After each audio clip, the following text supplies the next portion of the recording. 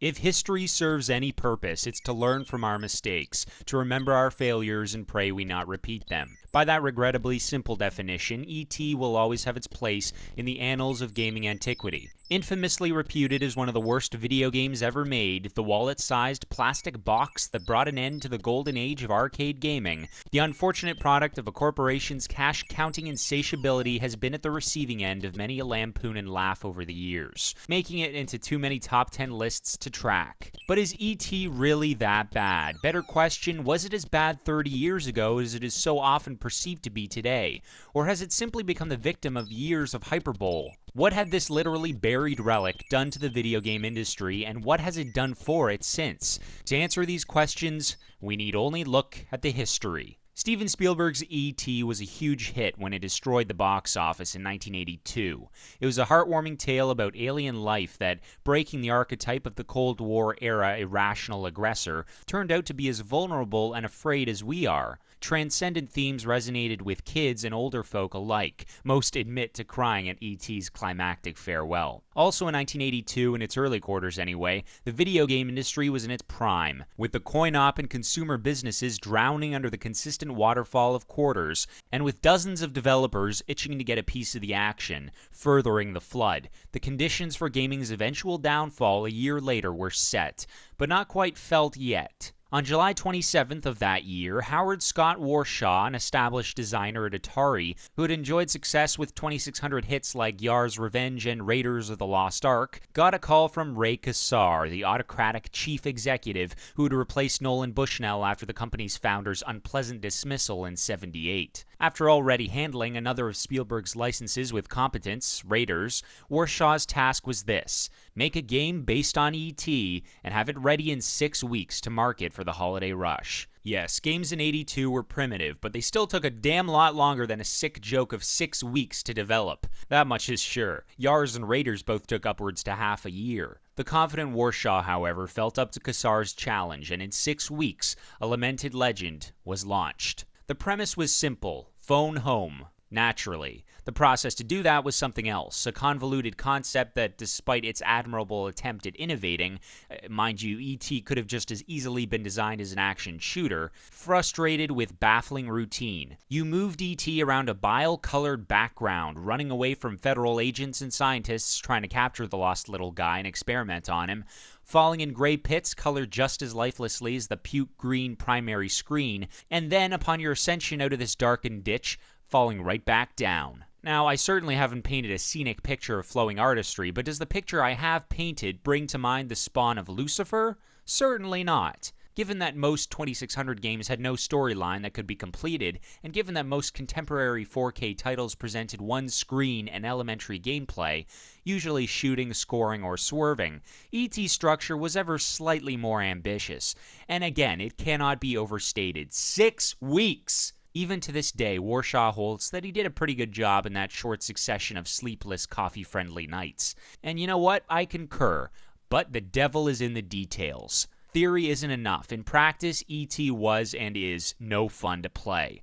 Yes, at last we come to the crux of this 3-decade-long debriefing. The graphics to begin with were hit and miss. The characters, E.T. and the government cronies hounding him, were modeled and animated quite well, but the lukewarm grays and greens were as upsetting to the stomach as the eye. The film for which the game was based on had been the product of a visual mastermind, and like so many of Spielberg's films, was evocative of the joy of being a kid. The game was a sour substitute, bland and unattractive. And as go-getting as the gameplay was, something different from the brain-dead blow-shit-up routine, it was also brain-dead boring, not to mention confusing. When I think E.T., I think about its memorable climax in which the titular alien ascends into the starry skies in a spaceship, not dropping to the doldrums of a hole the size of a house that, for whatever reason, E.T., as a farcical facsimile of Mr. Magoo, is unable to see or avoid. Mystifying indeed, and frustrating, my God. Every time you tediously pulled yourself up, you plunged back down. Not only was this cyclical design a nonsensical nuisance that just wasted your time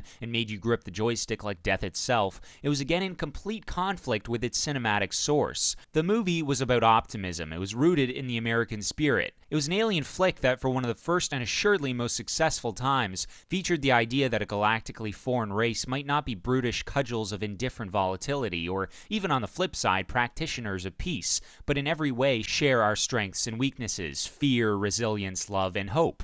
But then here we have the game, which strikes you down every time you get back up. What a discouraging wretch of a design. Bearing in mind, then, both the theoretical and practical merits and misgivings of E.T., here's a thought. Maybe the game wasn't really all that terrible. Maybe it was just the absolute epitome of disappointment. As a personal anecdote, I can recall my aroused anticipation as I waited for the release of Halo 2 in 2003 and 2004. At the time, the sequel to Bungie's FPS Vanguard was one of the most hyped of all time, and arguably opened the floodgates for the era of the gaming blockbuster and trilogy in the late 2000s. Gears, Mass Effect, Modern Warfare. I couldn't wait for that damn game. I remember watching its 2003 E3 demo like 50 times. I remember calling up my local video store in the late hours of a teenage night, demanding they call me the moment their Halo 2 stock was legally live. Then I played it, opting out of homework, and I remember the most brutally bad aftertaste by dinner time. I was so disappointed at this failure of my impossible expectations that I missed out on all of what the game was instead of what it was not. Hundreds of hours in a basement with my buddies and years of wise retrospect would make me appreciate Halo 2 as a well-rounded follow-up to the shooter that introduced me to the genre. So maybe E.T. really wasn't the worst game of all time. Maybe it still isn't. Maybe it was just the first real case of grueling disappointment. That same anguished aftertaste that left me writhing on the floor, cradling my console in a pleading gesture of understanding a personal betrayal. The game was in every respect so contrary to what fans had adored of the film that, as Atari very well knew, the license sold itself to a million kids who saw their imaginations pique their eagerness beyond some box art.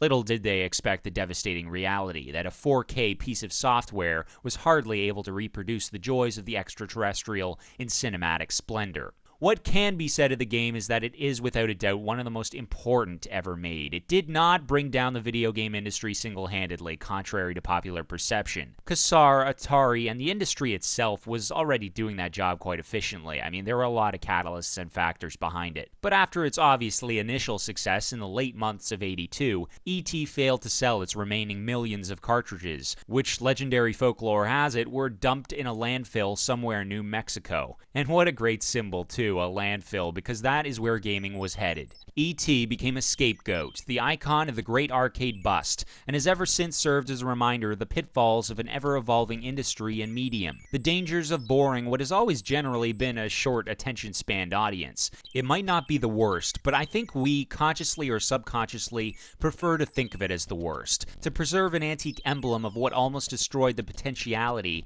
of 3 decades of infinitely untapped discovery, imagination, and fun. A failure remembered, we do not but pray we not repeat it.